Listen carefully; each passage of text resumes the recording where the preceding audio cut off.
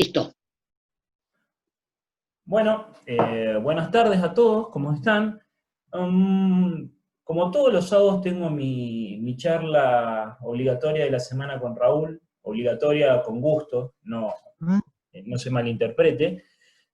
Eh, y hoy la propuesta que le hice a Raúl, en vez de hablar de entrenamiento y hablar de todas las lógicas internas de los procesos de entrenamiento, que no están descritas en ningún libro, preferí invitarlo a Raúl a tener una charla de, como así decirlo, de alguien que aspira a ser entrenador, que se sienta a hablar con un entrenador consolidado. Entonces, como siempre, Raúl nunca me dice que no, así que yo ya sé por dónde correrlo, y vamos a tener una pequeña charla. ¿Cómo andas, Raúl?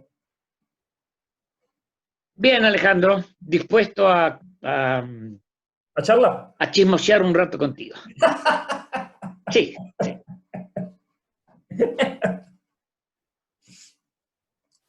Bueno, yo te voy a plantear un problema. Listo. Yo te voy a plantear un problema. Tengo a veces ataques de soberbia que no me agradan mucho, pero los tengo. ¿Sí? A veces escucho hablar a otros entrenadores, o en mi cabeza aparece la palabra pseudoentrenador, y digo, ¿cómo puede ser semejante barbaridad?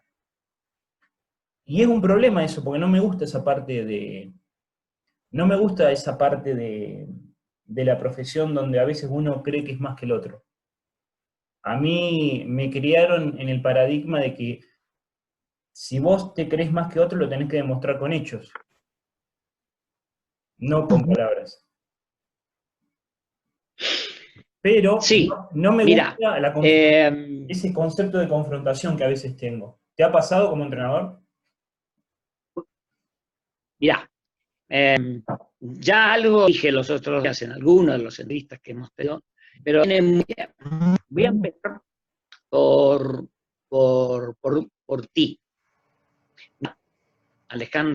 El hecho de darte cuenta, el hecho de ser consciente que en algún momento tienes alguna manifestación o un sentimiento interno que te hace sentir mal o que te obliga a preguntarte, es lo mejor que te puede pasar. Porque ojalá yo hubiera tenido esto, quizá la haya tenido, no me acuerdo, la misma inquietud que has tenido vos, que tenés vos, ¿no? Entonces, el asunto es, empezamos por buen camino. Eso te lo estoy diciendo a vos, ¿no? Como persona. Bien, entonces ahora viene el proceso interno. Ahora venís vos con vos mismo. El problema de los demás es de los demás. El asunto es, ¿por qué a vos te molesta que los demás digan cosas que a vos no te gustan? ¿Cuál es el proyecto de uno mismo y el pensamiento que tiene uno de sí mismo que hace que desprecie lo que opinan los demás? Entonces, cuando podés analizar que vos tampoco tenés toda la razón, que quizá vos también hoy estés diciendo algo que mañana o dentro de un rato te obliga a la reflexión, hace que posiblemente puedas armonizar mejor ese pensamiento negativo que tenés hacia los demás. Alejandro, todos los demás piensan distinto que uno. Nadie piensa exactamente igual, porque somos una unidad única e irrepetible.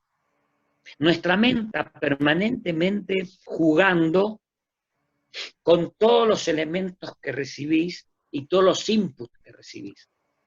En tu cerebro tenés guardado un montón de información que tu mente la elabora, la trae y la lleva, y es la que decide qué vas a hacer, cómo pensar, cómo te relacionas.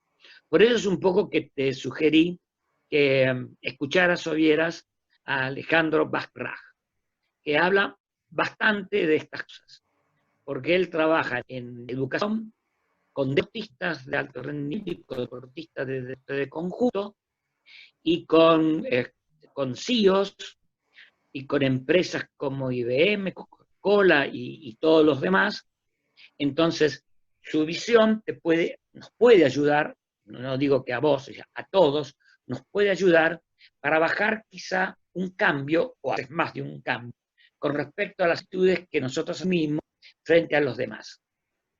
Entonces, tanto que el entorno te produce trastornos, por ejemplo, este asunto de la pandemia, los asuntos políticos, los asuntos de la grieta, los asuntos de los problemas políticos de cada uno de los deportes, la convivencia con tus deportistas, o con los muchachos que entrenan contigo, no tus deportistas, sino los que entrenan contigo, con los senadores con los cuales compartís ideas, formas, trabajos y demás, con los parientes de los atletas y todo el entorno social. Todo eso es un combo tan grande, Alejandro, que permanentemente, ojalá, permanentemente te tienen no alterados, sino atentos. Sí. Es como decir, estoy contento y feliz con lo que hago, hoy, ahora, en este momento, yo, tratando de pasarte mis ideas con respecto a la vida y a la vida del entrenador. Y esto debe ser puesto permanentemente en el presente de cada uno. Porque lo pasado sirve nada más como punto de referencia, como apoyo temporario a una consulta. El futuro es nada más que fantasía, es ilusión. Entonces, utilizar bien lo anterior para no disfigurar la realidad y utilizar la fantasía nada más que como un punto de referencia es lo que te va a acercar al vos día a día, al uno. Yo te digo, para mí, para vos, ¿no? Que no es fácil, que te lleva mucho tiempo, que también te desgasta. Yo que la otra vez, charlando un día que nos hicimos esa charla, hablamos de muchas cosas que tenían que ver con la vida cotidiana y con las dificultades que uno arrastra permanentemente. Entonces, volviendo a tu pregunta. Me arrepiento de Sí, no yo haber apretado también. el botón REC. Vos sabés que me arrepiento ese día de no haberlo grabado. Mira, yo también tuve las mismas dificultades que has tenido tú, porque me la pasaba mirando lo que entrenaban los demás, Sí, cómo entrenaban los demás. Sí, sí, me pasa. Entonces, me sirvió, pero también me sirvió quizá para tener un punto de referencia. El asunto es, cuando lo haces como punto de referencia, por ejemplo, relacionado con los antecedentes que vos tenés, por ejemplo, lo que te voy a mandar, lo que tenés escrito en el libro de Jorge de Hegel, y con todas las otras entrenamientos de natación, Kuselman, todo lo que... El hecho es de comparar, de mirar, de observar, de hacer una valoración y una ponderación de qué tipo, por ejemplo, qué tipo de sistema está insistiendo sobre esto. ¿Está trabajando más la capacidad, más la potencia? ¿Cuánto de la máxima potencia que uno cultiva? Pues, ¿cuánto debe decir? ¿Por qué utilizando distancias tan cortas y no utilizando distancias más largas? ¿Y por qué la recuperación incluida? No, pues todo eso es lo que uno tendría que hacer, más que poner actitud crítica en el sentido de ponderar o no ponderar, sino utilizarlo como punto de referencia para nosotros mejorar la interpretación de lo que es un entrenamiento y compararlo. O sea, a ver qué pasa. Si yo estoy haciendo esto y veo hacer esto, ¿cuál es la diferencia? Hay un montón de otros elementos más. Estamos suponiendo dos deportistas o dos nadadores o dos que tienen las mismas posibilidades, capacidades, que nunca van a ser iguales, pero tienen capacidades parecidas, porque tienen la misma marca, o porque tienen la misma formación, o porque tienen una estructura física y unas características técnicas y demás parecidas, y entonces podés empezar a valorar. Pero si estás comparando a un tipo joven y con poca experiencia, más bajito y más rechoncho, con uno que tiene mucha experiencia, que es alto y longilíneo, y están haciendo la misma prueba, entonces, ¿cuánto ni más a considerar la forma de entrenamiento o la idea de entrenamiento del otro? Bueno, esto te puse como ejemplo de referencia. Entonces, por donde supongo, y además me estoy autoanalizando, ¿no? Lo mejor que puede pasar es que puedas llegar a poder dilucidar o desmembrar los contenidos y las características de los entrenamientos.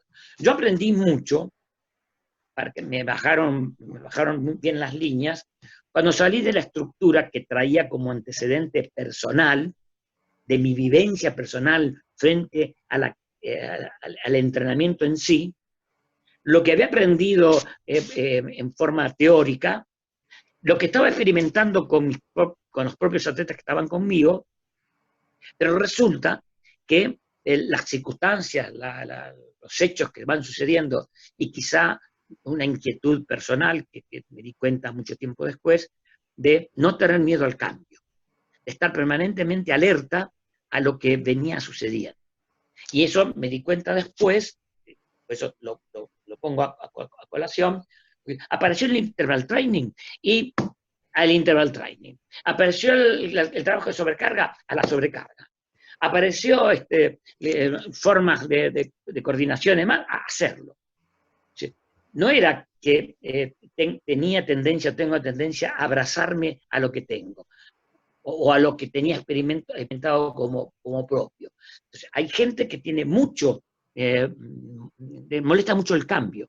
Y esto, viéndolo o escuchándolo a Bachrach, dice que esto es aplicable para todo ser humano, para todas las civilizaciones y en todos los lugares.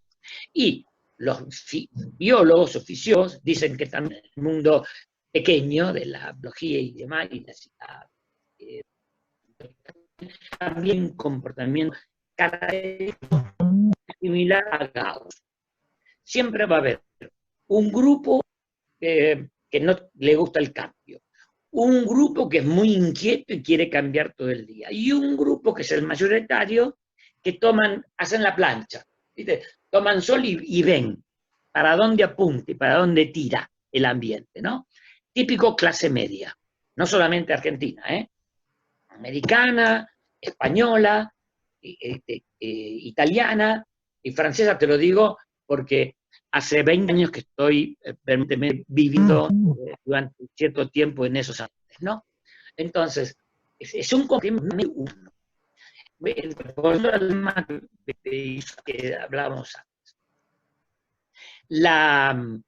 El hecho de empezar a ver que otras cosas más habría alrededor me hizo comprender mucho mejor lo que yo estaba haciendo en la pista o que estaba proponiendo, inclusive lo que estaba enseñando ya en instituto de deportes. Porque yo empecé en instituto de deportes, no bien me recibí, y recién empezaba a entrenar. Lo que estaba aportando era mi experiencia personal unido a las teorías que durante 2 años había acumulado y que estaba confirmando a través del entrenamiento. Pero el hecho de estudiar biomecánica, profundizar biomecánica, el hecho de meterse en biología, o fisiología, el hecho de compartir con médicos, compartir y convivir en el sentido de hacer actividades comunes, aprender estadística, compartir y tratar de ver qué otros enfoques le podemos dar a lo que vemos todos los días. Entonces, yo también me casé con lo que estaba viendo. Claro, me casé con lo sistemático, en fisiología, en biología, también en estadística. Claro, porque te metes y te embalás y entonces te comprometes con lo que estás estudiando. Pero yo sugiero, después de haber tenido estas experiencias, de tener la posibilidad de hacer un paso al costado. o ponerse arriba, o ponerse fuera, y mirar qué pasa desde otro ángulo, y no estar metido dentro de la burbuja. Dentro de la burbuja te desarrollas muchas posibilidades, pero te limita en cuanto a tu proyección. No es solamente lo que valoras en el laboratorio. No es solamente lo que haces a través de los sistemas de computación. No es solamente la parte de la biología o de la parte de la psicología aplicada a. Todo tiene que ver con todo, como decía Pancho Ibáñez. Y como han dicho los filósofos griegos. Estoy muy metido también leyendo un poco lo que decía Sócrates, no lo que escribió, según nuestro expresidente que dijo que había que leer a Sócrates, sino ver cuáles son los principios de la filosofía, cuáles son los principios elementales que todavía seguimos sosteniendo, lo que pasa que ahora lo diversificamos, lo llegamos de arabescos, le ponemos lindas palabras, le ponemos otras interpretaciones, pero resulta que si vas al meollo puntual, te encontrás que con Aristóteles y con Platón y con otros que ahora, con Tales, bueno, me voy, discúlpame, siempre me voy del tema, pero vuelvo. A ver. Es decir, que no, espera, te quiero no descartar ninguna de las posibilidades que se te pueden dar para poder ver tu realidad de otro ángulo, ya sea a través de una nueva técnica, a través de una nueva visión y a través de una nueva concepción desde el punto de vista científico. Todo eso tiene parte de razón.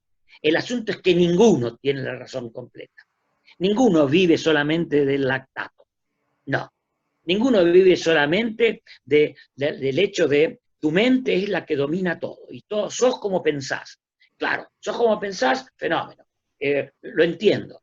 Pero resulta que después tenés que estar viviendo con tu mujer, con los niños, con los atletas, con los entrenadores, con el medio ambiente. Claro. Entonces, volviendo al tema, Alejandro, me ibas a preguntar algo y yo te interrumpí. No, lo que yo te iba a decir es que a mí me nace naturalmente competir, ¿sí? A mí me gusta competir. Alejandro, discúlpame. Sí. La palabra naturalmente es un poco compleja, ¿no? Entonces, de acuerdo a tu formación, tenés necesidad de competir. Claro, a eso iba. Entonces, no le eches la culpa a otra cosa que no sea tu propia decisión, cómo pensás y cómo estás formado. A eso iba. La mayor influencia que yo tengo, que es mi jefe técnico siempre dice, Sos competitivo.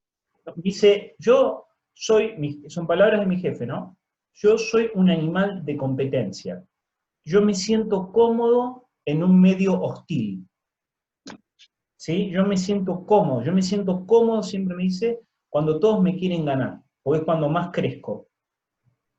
Y esa filosofía, con los años que estoy, se me ha grabado en la cabeza, y entonces a mí me gusta competir, a mí me gusta estar en desigualdad de condiciones para ir a competir, pero el problema está que ese mismo pensamiento no solamente lo llevo a la pista o a la pileta, sino que lo llevo a todas las formas de mi vida. O sea, yo vivo como entreno, por así decirlo, y a veces no la paso tan bien. Exactamente. Entonces, mirá, dijiste justo lo que te iba a marcar. El hecho de la competencia no es nada más que una de las facetas de tu vida. Es una de las formas de entender el mundo y de relacionarte con el mundo. Es una forma de entender a vos mismo y una forma de, digamos, encarar las temáticas que permanentemente se te presentan. Entonces, frente a esto,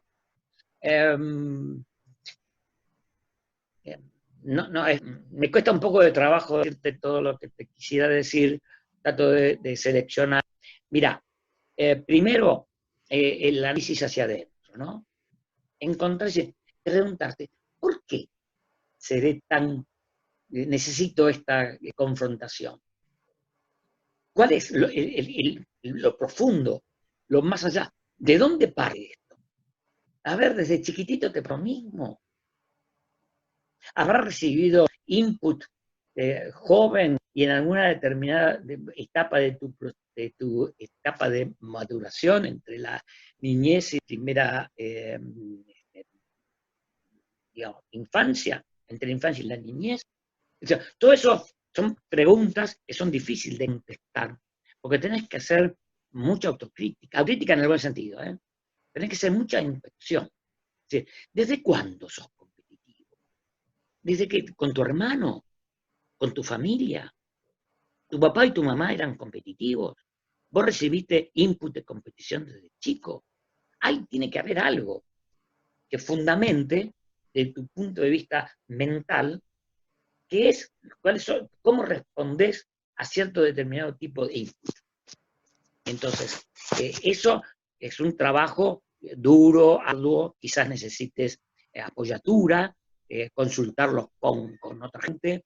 Yo hablé mucho con psicólogos, con psicólogas, con compañeros del instituto, con amigas y amigos, e inclusive también hice durante unos cuantos meses psicoanálisis, recomendado por un médico psiquiatra que trabajábamos en un grupo, ¿se llama?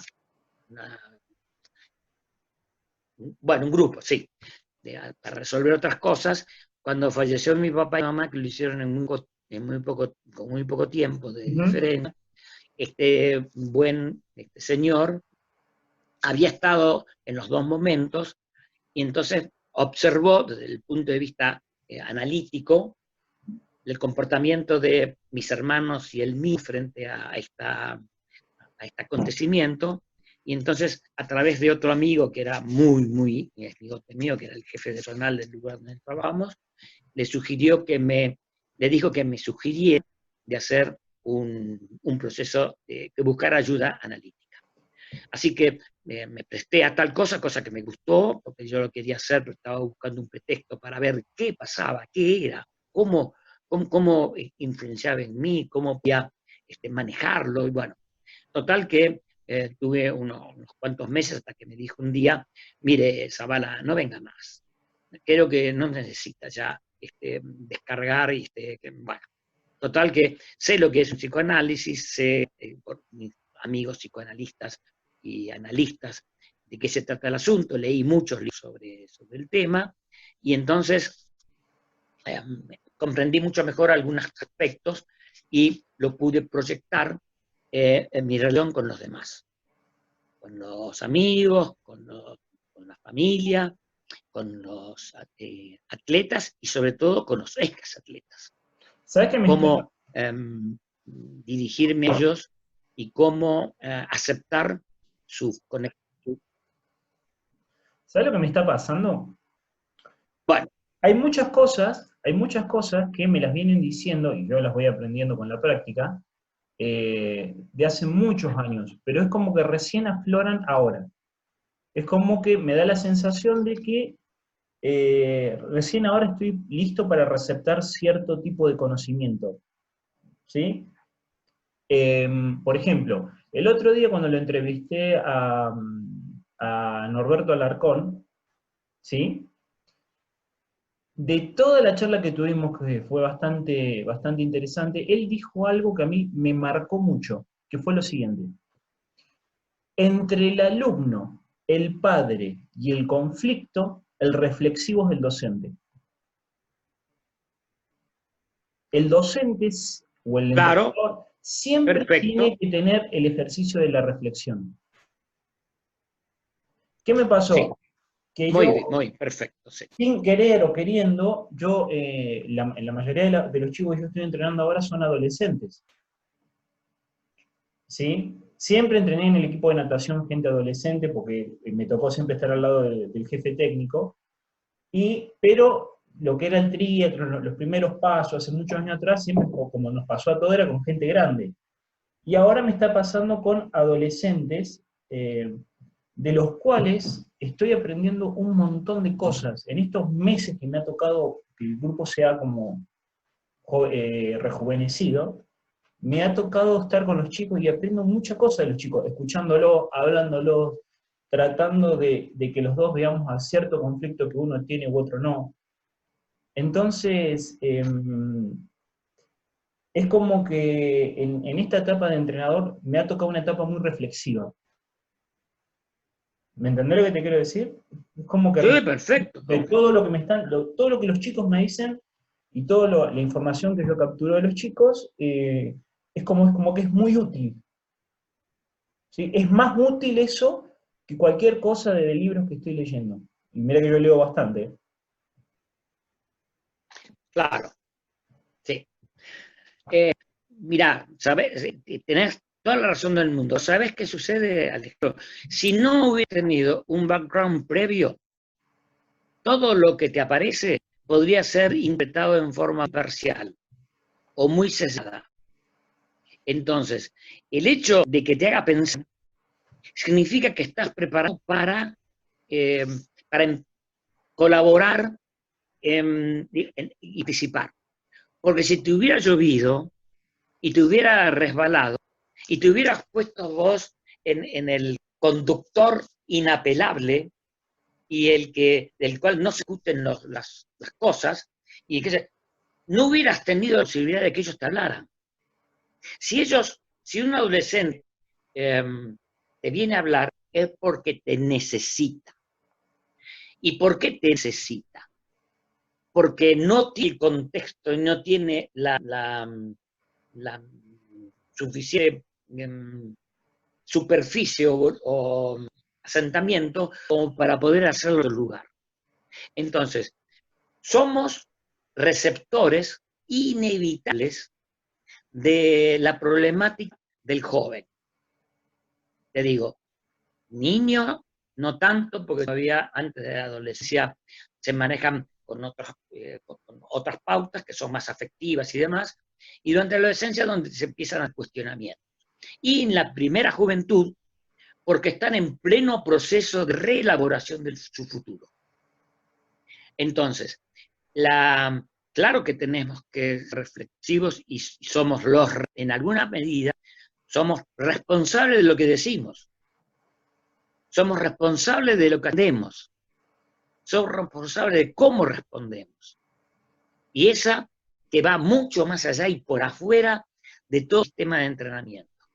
Primero está el individuo, primero está el que te viene a ofrecer sus sueños, sus ambiciones y su cuerpo. Entonces, qué responsabilidad tan hermosa y enorme que tenemos como entrenadores frente a esta problemática. Porque más, bueno, lo voy a repetir, te lo voy a de nuevo, mirá, al principio tenía mis fantasías, pero muy, muy rápidamente se apaciguaron. Nunca quise tener un campeón. Y los tuve, y los que no. Salieron un montón. Y trato de no hablar de eso, de esos o de ellos, si no me lo preguntan.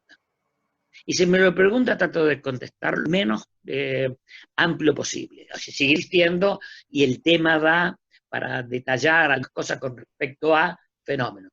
Pero mis grandes efectos, las grandes conexiones, las conexiones profundas, aquellas que dejan huellas, aquellas que te integran, aquellas que te hacen partícipe de la familia, de los sueños, de las ambiciones, de sus logros, son los demás.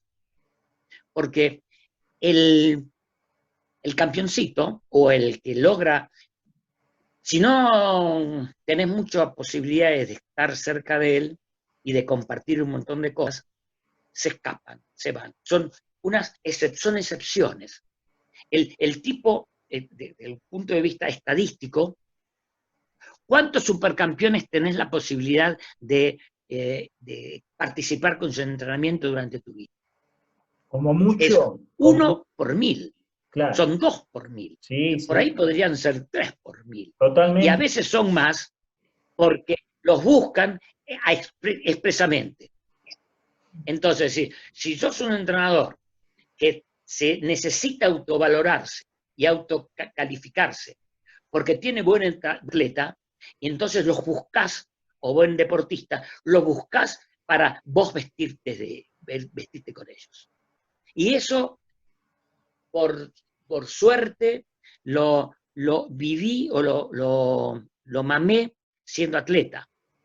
Sí, tuve la posibilidad de tener experiencias de las cuales aprendí por el absurdo de que así no quería ser y así no iba a comportar. Y esa no venía mi forma de ver el mundo y de hacer el deporte, porque fíjate, lamentablemente siempre uno termina hablando de uno, pero tenés que fundamentar de qué pensás así, ¿no? Si no, pareciera que fuera toda una... Mi primer entrenador, que era un juez de atletismo, no tenía ninguna formación pedagógica, ni nada, era un gran tipo, y me di cuenta, ¿sabes?, con el correr del tiempo. Nunca habló mal a nadie, nunca los discutía, siempre con una predisposición y siempre muy responsable. Y trataba igual a los muchachos que a las niñas. Y teniendo un campeoncito, y teniendo algunos chicos importantes también, nunca hubo una diferencia de trato. Yo siendo un pichoncito muy con mucha posibilidad nunca sentí que me tratara a mí diferente que a los demás, y a los demás tampoco. Sí, partí de una, y nunca me cobró un peso. Nunca vivió de lo que él pretendía hacer. Entonces, eso, que lo recibís cuando te estás formando, a partir de los 14 años, y lo llevé hasta los 19, porque después no me pude entrar más. Todo eso te deja rastros muy fundos, rasgos que los arrastras siempre. Podrían haber sido malos también, malos. Podrían haber tenido otras características. Entonces, yo nunca hubiera podido vivir de la profesión de entrenador, porque ya tenía una inhibición previa. Tendría que haberla bajado, tendría que haber tenido necesidad, tenía que haber pasado por otras circunstancias que me llevaran a poder vivir como entrenador. Pero el asunto fue que no fue así. Me fui de lo que vos me preguntaste, pero está bien. Y divagué como loco. Volvemos al origen. Sí, Alejandro, sí, Alejandro, me parece muy bien, me parece correcto y andible que estés en esta problemática. Y entonces, mi sugerencia es hacer introspección, hacer meditación, analízate vos mismo, fíjate cómo son conductas frente al comportamiento de los demás, y ve qué posibilidad tenés de poder verlo de otra manera o adaptar algunas estrategias para que no te moleste el hecho de ver a los demás que no hacen las mismas cosas que vos. Porque inevitablemente lo que estás haciendo, estás comparando con lo que haces. Estás comparando con lo que vos estudiás. Estás comparando con lo que vos experimentás. Estás haciendo un juicio de valor. ¿Y quién te da la autoridad para asumir tamaña decisión? ¿Cuánto es lo que sabemos, vos y yo, para poder juzgar o poder determinar algunos aspectos con respecto a lo que hacen los demás? Hay que tener un buen background y buscar la justificación, por ejemplo, la que di de mi iniciación deportiva, para entender, primero lo entendí yo y después que los demás puedan entender por qué miércoles pienso como pienso. Vos sabés que otra cosa que la escuché y la vi, pero me empezó a pasar ahora, te voy a contar el origen. el Bochi siempre me dice que es impresionante la información y las cosas que podés aprender a partir de los deportistas ya más maduros. El feedback que te pueden devolver los deportistas más maduros. ¿Sí? Y lo que me está pasando es que cuando empezó la pandemia, nosotros teníamos de estos chivos, yo te estoy diciendo, teníamos unas ciertas características. Y yo siempre crecí con el paradigma, como te estaba hablando como profe y como entrenador, que el entrenador siempre está, el entrenador siempre tiene que estar al lado del alumno. ¿Sí? ¿Te acordás que el otro día vos me dijiste que en una de las charlas que tuvimos, que a los chicos hay que darle la mayor libertad, cada vez más libertad, que se manejen en forma autónoma, que como que sean independientes de nosotros, hasta que nosotros solamente somos como unos directores de orquesta que hacemos ajustes, no más? Bueno, estoy intentando, con los chicos que son más maduros, empezarlos a dejar solos, que sean independientes.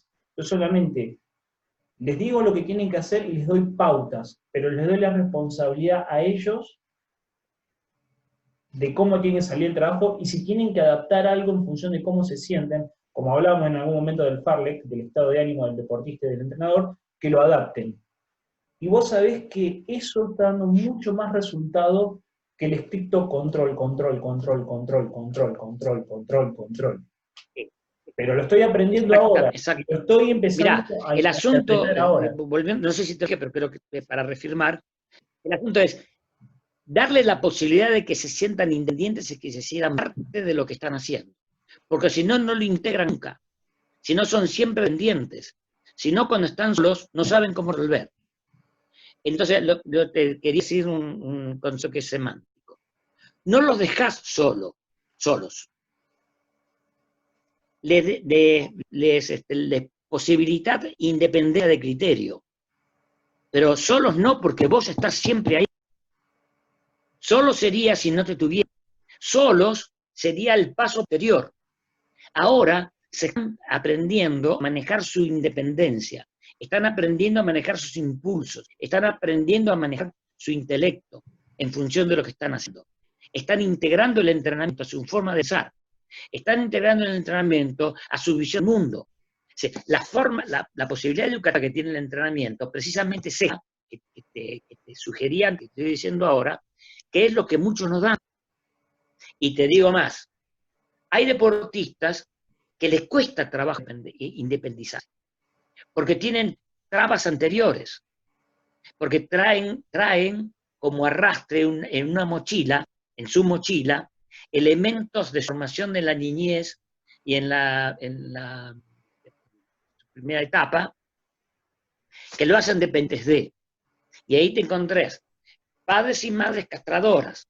Así que vos, por más que le intentes darle la posibilidad de que se castren, necesitan hacer un trabajo muy profundo para hacer eso y no están todavía en condiciones de poder hacerlo. Quizá más adelante lo van a hacer, cuando se enfrenten con otras realidades. Entonces, eso que vos vas a experimentar te va a dar pautas que no conocías antes o que te van a motivar para que busques otros recolectos. ¿Por qué no es capaz de pensar en sí mismo?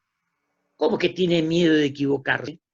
¿Por qué no puede manifestar lo que está pensando? ¿Por qué temor a que vos le digas que no? Porque está temando de decirle, dale, vos siempre el mismo, no tenés en el otro. Y eso, ¿sabés de dónde viene, no? Sí, nosotros, con todos estos chicos que vos tenés, y si son más chicos también, somos receptores de toda la problemática que los chicos arrastran a través de su formación. Por eso tenemos que estar tan formados. Por eso en el instituto no te dan nada, te dan muy pocas herramientas. Te enseñan la filosofía por allá arriba, te enseñan la formación física de los niños por allá arriba. Pareciera que la metodología es mejor que el acercamiento al deportista.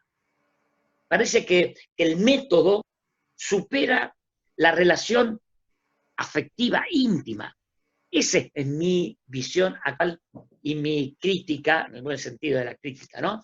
Mi observación respecto a la formación que están recibiendo los muchachos o las chicas en los institutos.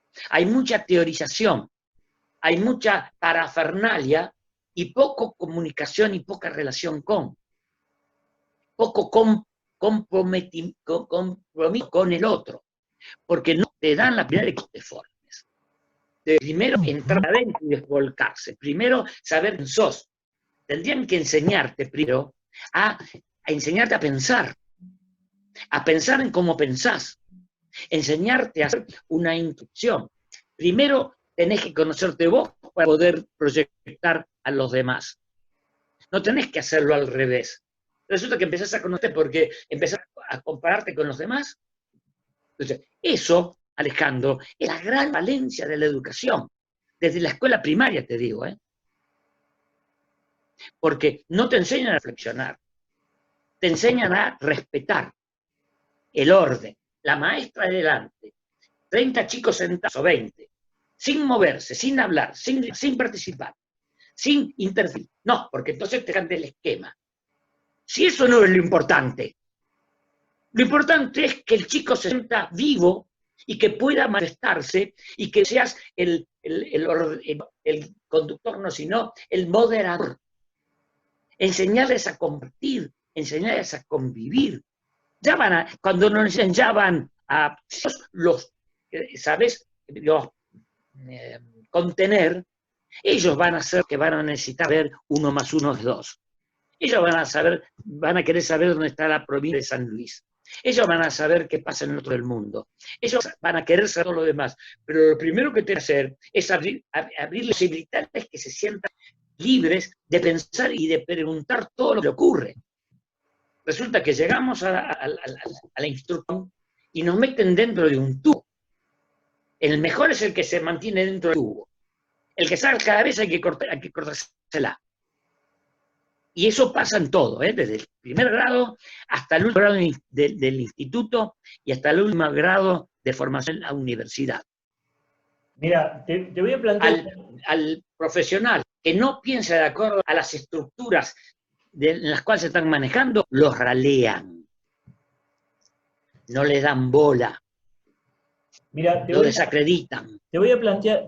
No la posibilidad de que manifiesten sus inquietudes o sus conocimientos, o por lo menos sus dudas. Tenés que saber, estar seguro de lo que decís es lo cierto. Por lo tanto, ojo, desviarte. Esto, Alejandro, es con lo cual tenemos que estar nosotros mismos empezando a elaborar. ¿Hasta dónde estás condicionado? ¿Cuántos mitos arrastrás, Alejandro? ¿Cuántos mitos te transmitió tu maestro?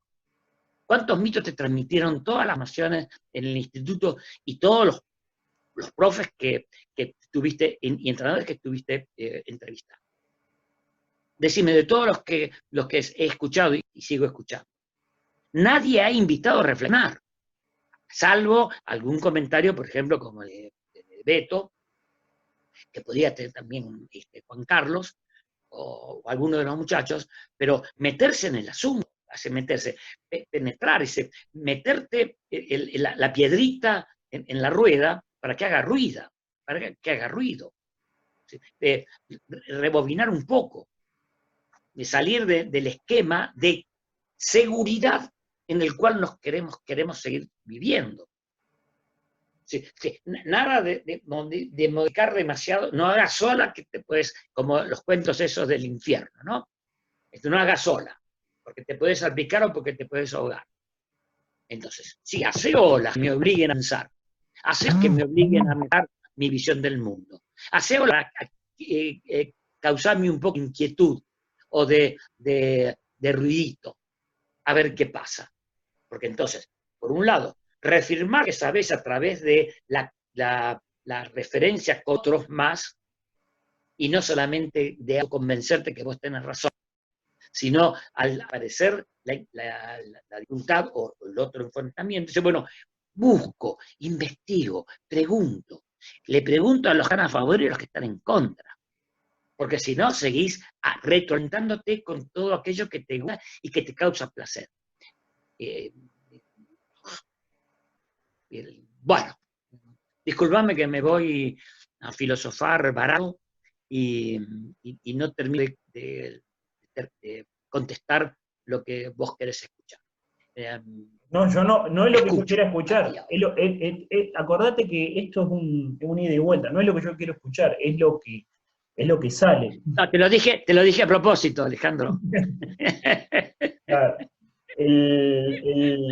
Claro, lo que brota, lo que lo que brota. brota. Otra cuestión, otra idea que choca, porque yo veo que en la práctica se da una cosa, o sea, no sé si es una desconcordancia entre el discurso y la práctica, pero mirá lo siguiente. Yo he visto situaciones en donde el chico es presionado, el chico te das vuelta, por ejemplo, vos te das vuelta y el pibe se relaja en la pileta.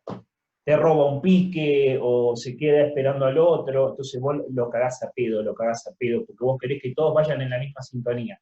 Lo cagás a pedo, esto, lo otro. Y lo que ha pasado que es como una zaranda. Hay chicos que de golpe cuando maduran toman actitudes que ya después no le tenés que decir más nada porque enganchan, y hay chicos después que terminan abandonando la práctica, vos decís, este es un vago y va a seguir siendo un vago toda la vida. Y lo catalogás, ya le ponés la etiqueta de vago. Y muchas veces las cosas no es así, o capaz que no, se confunde mucho en la práctica el deseo del entrenador con el deseo del alumno. Y yo lo único que he visto que las cosas funcionan cuando los dos deseos convergen. Mirá, Alejandro, también es una cuestión semántica, ¿no? Los deseos del alumno y los deseos no son iguales, son diferentes. Las motivaciones que trae el chico para entrenarse son diferentes las que vos tenés que entrenar. ¿A qué cosa responde el muchacho cuando viene a entrenarse? A su propia vocación, a su tendencia o a su repetición de las cosas que viene agarrando desde siempre, porque tenés un dato anterior, porque tenés que respetar lo que dice, porque tenés que esto y porque tenés que hacer lo otro, y resulta que el responder al por qué y recibir input en tu casa, hacer una cosa determinada, son los que nosotros terminamos como definiendo, como dijiste vos, que son unos vagos. No, Alejandro.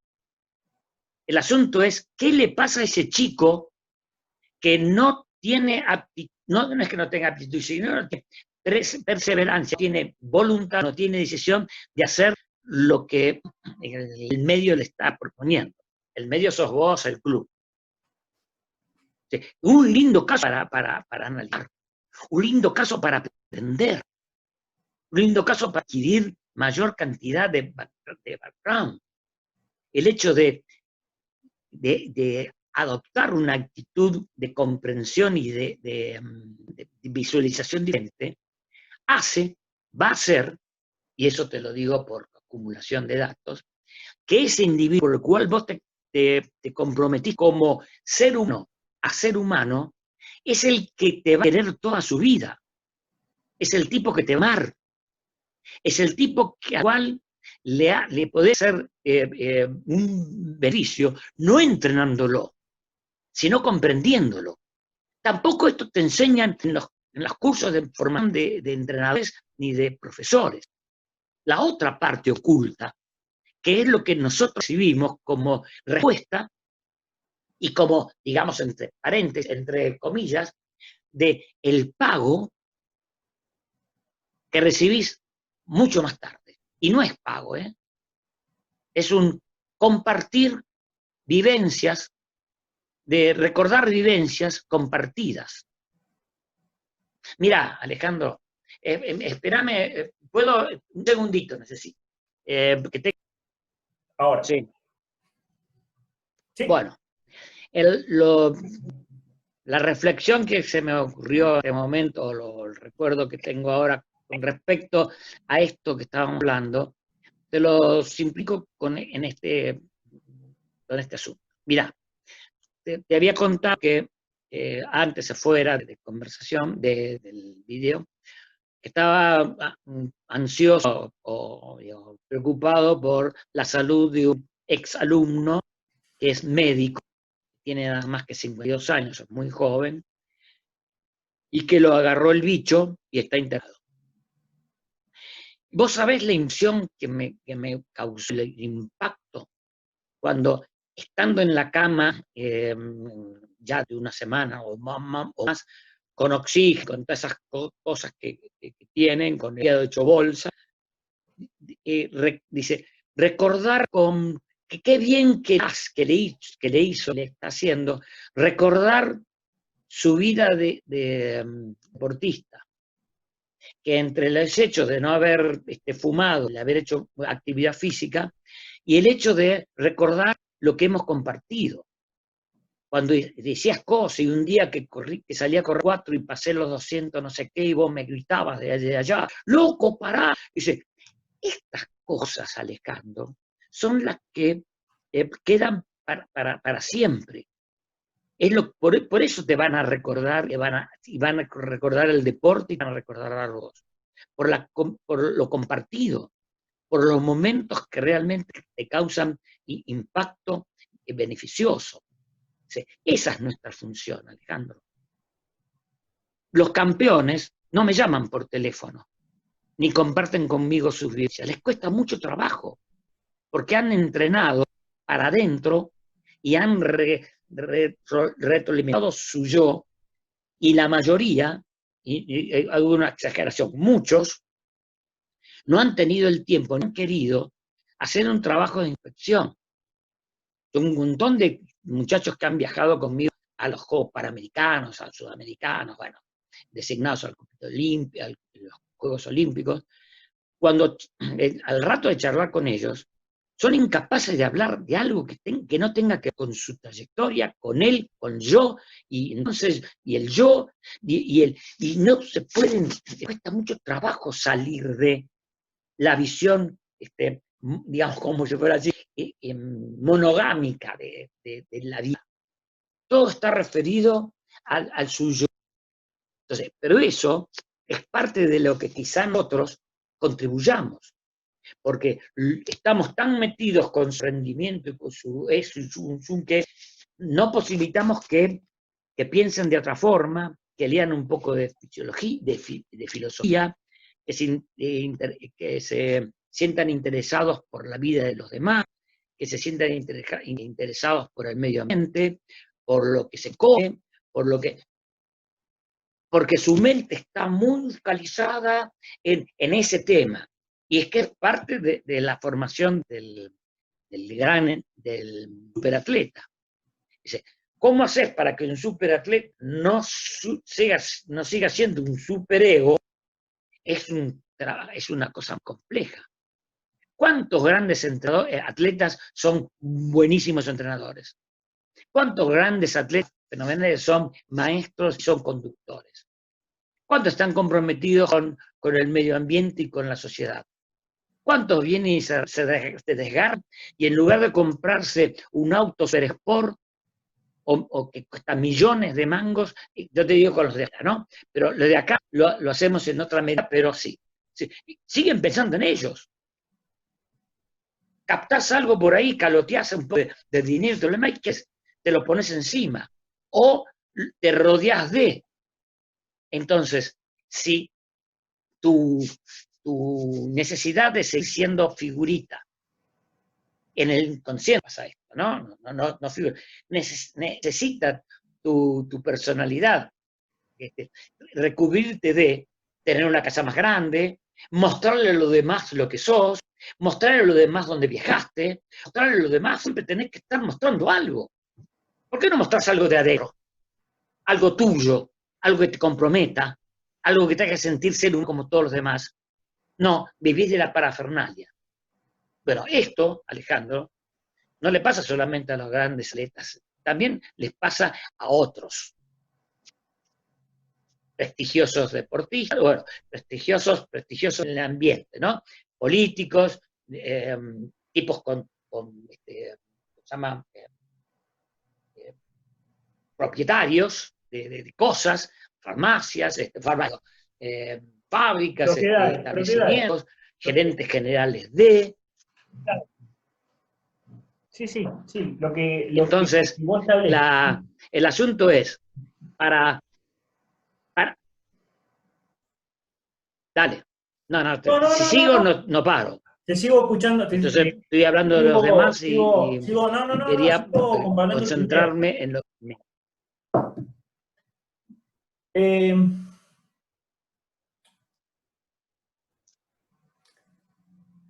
Por mira, eso, Alejandro, todas estas cosas que te estás vivenciando, pero fantástico. Es bueno, la inquietud que tenés es buenísima. Entonces, eso te va a invitar, y te va a invitar, a pensar en la vida del adolescente, en las vicisitudes. Hay un montón de cosas interesantes con respecto a, primero, desde el punto de vista de la fisiología, desde el punto de vista de la visión del mundo de un joven, todo eso. Y ayer me enteré de algo que me faltaba para fundamentar mi visión de la prolongación del proceso de entrenamiento, cosa que hemos hablado muchas veces. Y entonces mi posición hasta hoy mismo era proyección hasta los 30 años. Pero resulta que me enteré ahora, el otro publicado, comparando a los primates con nosotros, cómo es el proceso evolutivo, por qué tenemos una infancia más corta y a la adolescencia más corta con respecto a los primates, por qué esto, porque lo otro, una serie de datos, entre los que apareció la desarrollo y la producción de lina. Y vos sabés que la lina es importantísima para la acción de los mensajes del sistema eléctrico a través del sistema nervioso. sí. Y resulta que termina de evolucionar ese sistema alrededor de los 30 años, Alejandro. Y entonces lo que vos me decís, que lo quería, me hizo acordar esto, entre los 30 y más allá, algunos 35 inclusive, y otros, aunque sin fundaciones de tipo biológico, dicen que la etapa más productiva del hombre son los 30 años, la treintena. Entonces, es decir, mirá vos cómo se van juntando datos.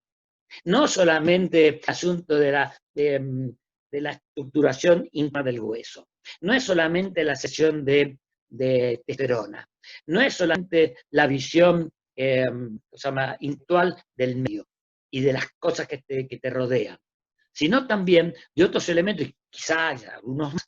En este caso, somos incompletos, Alejandro, vivimos incompletos 30 años más para poder estar al máximo de las posibilidades que da el desarrollo y la evolución del ser humano, de la especie.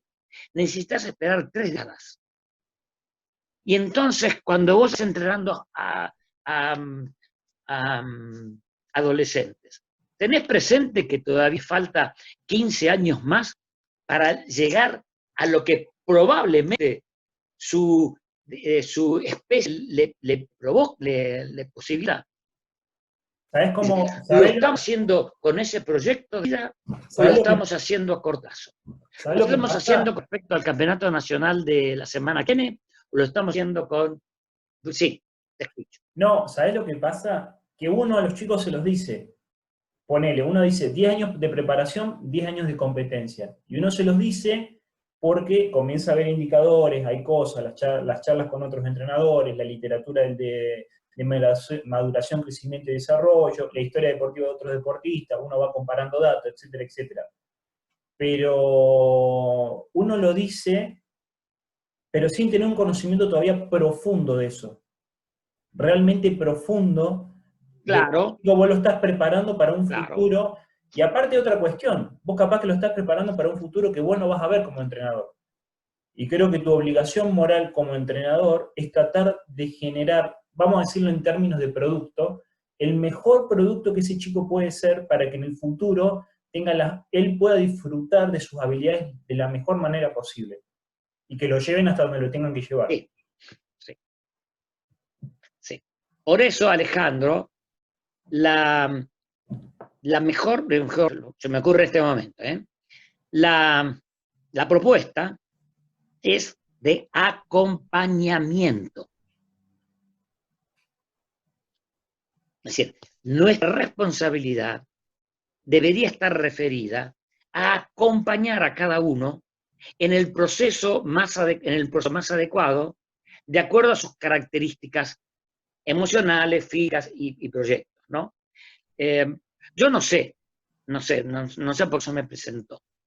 El hecho de que venga un papá o un alumno o una deportada a proponerme que quiere hacer la máxima posibilidad durante estos 2 años, porque después se va a dedicar yo no sé si lo haría. Porque es de todo lo que hemos dicho y lo que vos me has escuchado hablar, sería una decisión ética muy difícil de superar. Sí, sí. No sé si lo haría. Te digo que no te digo, no lo voy a hacer. No, eso sería demasiado petulante. De acuerdo a como pienso hoy y a las circunstancias que me han arrastrado hasta esta situación, no lo haría.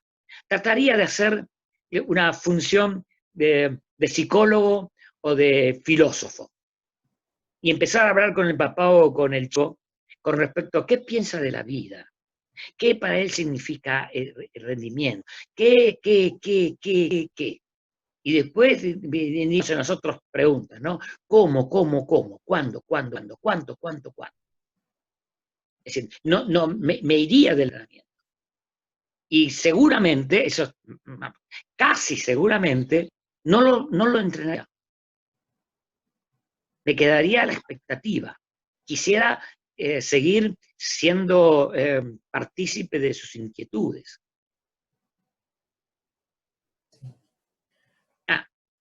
Mira, Raúl, yo creo que para dejarle a la gente un tiempo para poder reflexionar, yo cerraría esto acá y dejaría un tiempo para que la gente lo pueda procesar. Porque creo que ha sido mucho. ¿Sabés qué interesante y qué instructivo y qué formativo que sería para todos? Recibir inquietudes, Totalmente. críticas, cosas, si son duras, mejor. Si no tengan temor a él, nada. Debemos prepararnos para esto, para compatibilizar distintos puntos de vista y para discutir, en el sentido de cambio de opiniones, con la mayor apertura posible. Ojalá que aparezcan espíritus inquietos que nos puedan contradecir o colaborar o aportar más conocimientos o mejores visualizaciones, porque evidentemente los seres perfectos no existen, solamente hay tendencia hacia. Gracias, Perfecto. Alejandro. Gracias a vos, Raúl. Nos vemos la semana que viene. Cuídate mucho y gracias por la charla de hoy.